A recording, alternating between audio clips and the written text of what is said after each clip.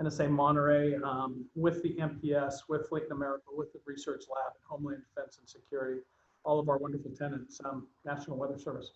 Thanks for joining us today. A busy week. So if you talked about going out like this, oh my gosh, there's no time to lament that I'm changing command and retiring.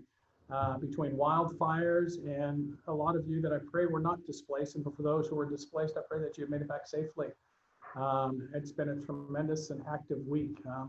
And one, I thank the partnership with Kyle wrote us up there. And not that Pancho wasn't doing anything, Pancho was doing a lot and keeping everybody informed, but Kyle and I accepted well over 100 displaced families and dogs and animals into the Del Monte.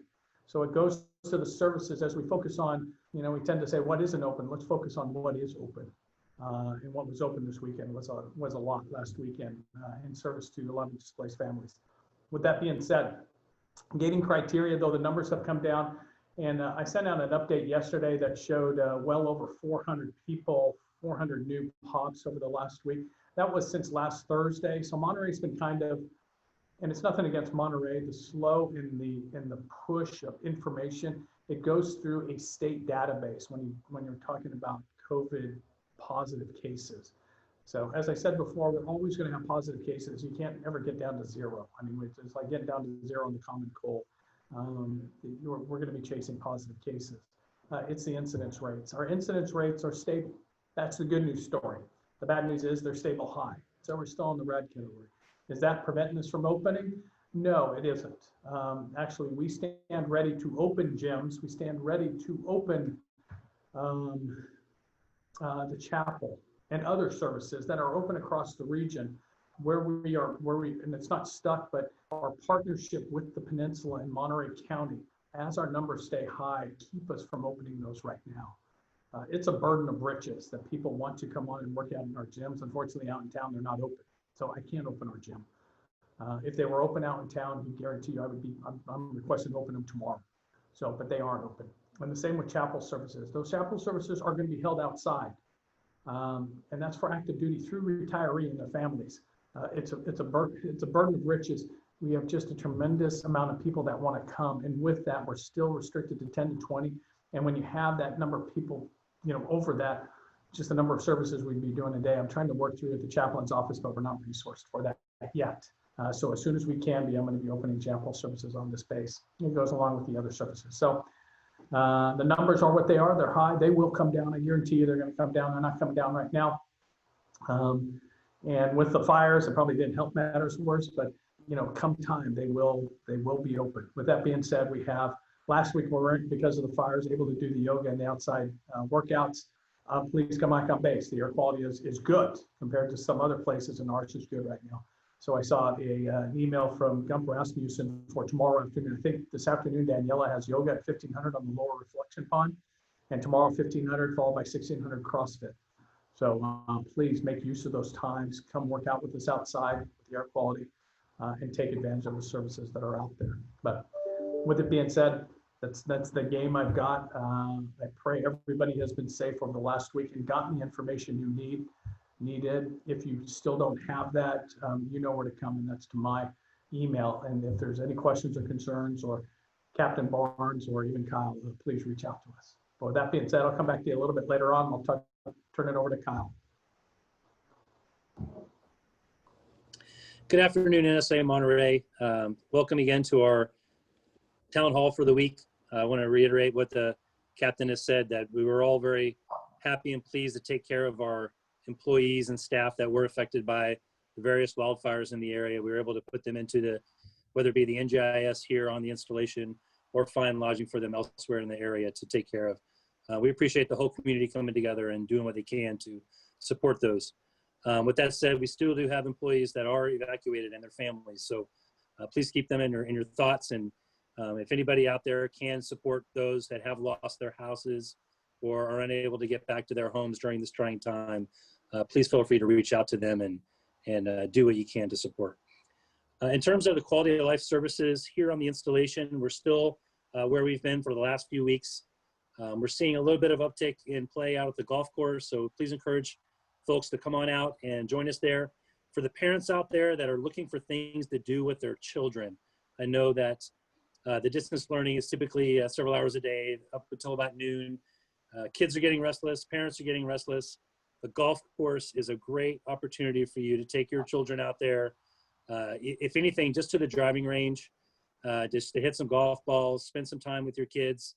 A lot of parents are hesitant to take their kids to the golf course because they don't want to be overrun by other groups and holding people up with their kid hitting the ball just 15 yards a hit and so forth. Right now, it is wide open out at the golf course. So not a better time for you to introduce your children to golf, whether they be 5 years old, whether it be 13, all the way through the end of high school. Please join us out there at the Monterey Pines Golf Course. You can enjoy an awesome lunch there at the grill, enjoy some great social distance dining out there on the patio, and enjoy a nice, fun walk around one of the most beautiful courses in the peninsula. So I can't encourage you guys enough to come on out to the Monterey Pines, whether it be the driving range or the golf course, and enjoy an outdoor recreational activity with your entire family. And the Love Shack is still open for breakfast and lunch Monday through Friday. Please come on out and enjoy Chef Loveday's daily specials. I believe chicken tenders is on the menu for tomorrow. And of course, he'll have his famous fish tacos on Friday. So there's dining there. You can do it for takeout. You can eat outside at one of the tables there right outside the cafe. And you can also pop into Starbucks between 8 and noon and get your Starbucks coffee. We'll be rolling out the fall line of drinks here very soon. Those of you that are into the pumpkin spice lattes and so forth, those will be available at Starbucks very soon as well. But otherwise, in terms of the quality of life programs, we're still hanging tight, waiting for Monterey County to open up indoor fitness. As soon as that happens, we will be opening our fitness center up to the active duty population here in Monterey. Other than that, we've got most of the other stuff is already open in some fashion. So any questions you have, please put them into the chat room. I'll try and get to your questions today and answer them. But that's all we have in terms of the quality of life update. Pancho Barnes from NPS is here. I'm going to hand it over to him in a second to just chat about NPS for a minute. If there's any issues or questions you may have on NPS-centric things, he's been kind enough to join us today.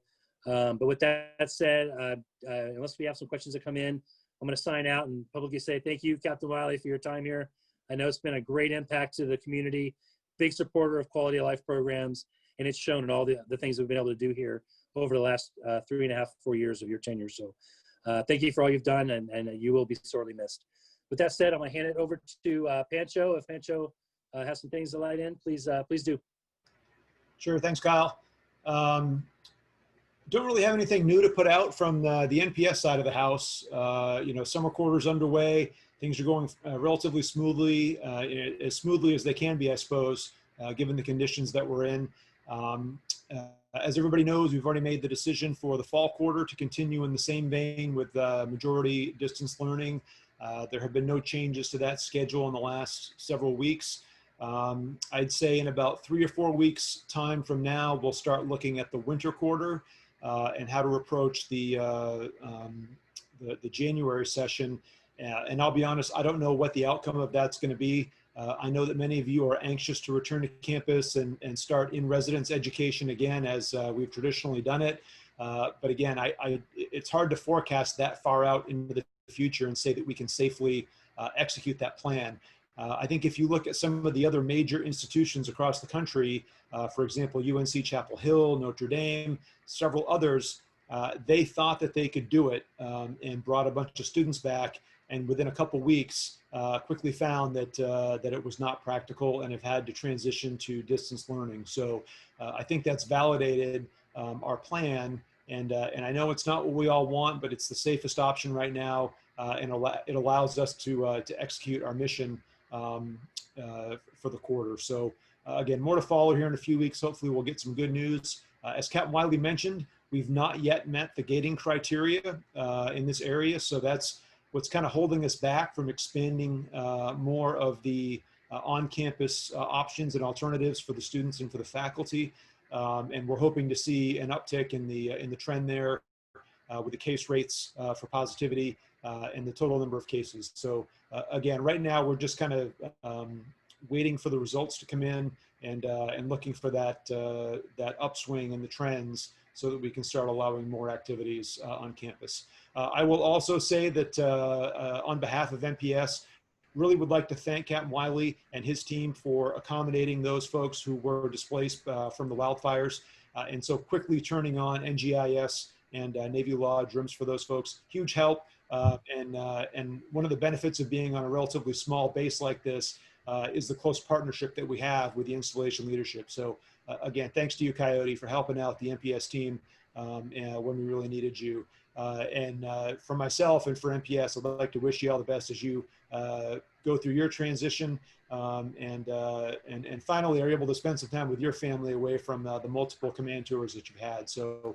I can't think of a better guy to work with over the last year on the NPS side of the house. So thank you, and all the best to you and your family. And I'll be standing by looking in the chat for any questions that may come up for NPS. So with that, Pancho's out. Fly Navy, thanks, Bench. And thank you, everybody else. Just to reiterate on what Kyle said regarding fishing around the lake or taking your family over to play golf. I don't care if it's the fact that we don't have a lot of people over there. If it's crushed over there, you take your family out to our golf course. I've burdened Kyle with swinging at a ball and hitting it about 10 yards in front of me. Navy golf courses are there for parents to be able to take their families out, their young kids out, and introduce them to the game. I will tell you, I played with Sam Jepson and Neil Larkin, our pros, and they were sitting over there, and you would think entitled CO, okay, they're going to, teach me some lessons. They could not have dropped me in a heartbeat to go over and help a young golfer learn the game and correct his swing. It was like I was invisible, and it should be like I'm invisible. That goes with the quality of their instruction and what we have from a Navy golf course. So don't feel unabashed. Go to our golf course, any of our facilities. If they're packed or not, I'll make way for you. And I know Kyle does. He'll reiterate that as well. Tiger Woods learned on the Navy golf course, and I know he hit it 10 yards in front of him at one time and see what happened. So the same is for all of you. So please get out there and enjoy it. Barber Shop is open. That started in the last week with a number of chairs. See Pancho's brand new haircut up there. It's shiny. I am going in this week too because I'm in desperate need with Sam back, my favorite barber. Please go seek out your favorite barber there as well. And the gating criteria doesn't come down to the fact that we're still in the red category. Again, the determination for us to open is to make sure Monterey, the state feels Monterey and the surrounding areas to the point that Monterey can open their facilities. So we have to be able to mirror that. So regardless if our numbers are still high, and it's usually an indicator that of why Monterey hasn't gone to open those facilities, but as soon as they do lean to opening those facilities, I will request that Monterey is open. And it's just to make sure that we maintain partnership with our surrounding community. So that's the whole reason why out there. We're going to be chasing this. We're going to be in the high zone probably for a little bit. And it's not going to restrict me from opening them. I'm in constant contact with the city managers and the county administrator, and they are great dudes. And they are, from all of our surrounding cities. They will let us know when that is getting close. And as soon as it's getting close, Kyle and I are going to put in the paperwork to have ours. And that goes from the flying club to gyms to you name it. Hopefully try it. So I'll come back after I graduate from this next Tuesday and enjoy a beer with you all at the Tribe. Well, that being said, I don't see any questions up there. It means that Pancho and Kyle have done their jobs in getting that information out, because I know you don't want to hear me talk because it's like bad news, but the news will get better. And I thank you for helping us in that effort and being a good partner and wearing your face coverings, having them available, washing your hands and maintaining that social distance. That will be the reason, that will be the way that we get through all of this, especially that and focusing on what we can do, which is being able to go for runs outside and utilize the facilities that are open on the base, that are open for you and your families. If not, it's only limitedly, they are still open.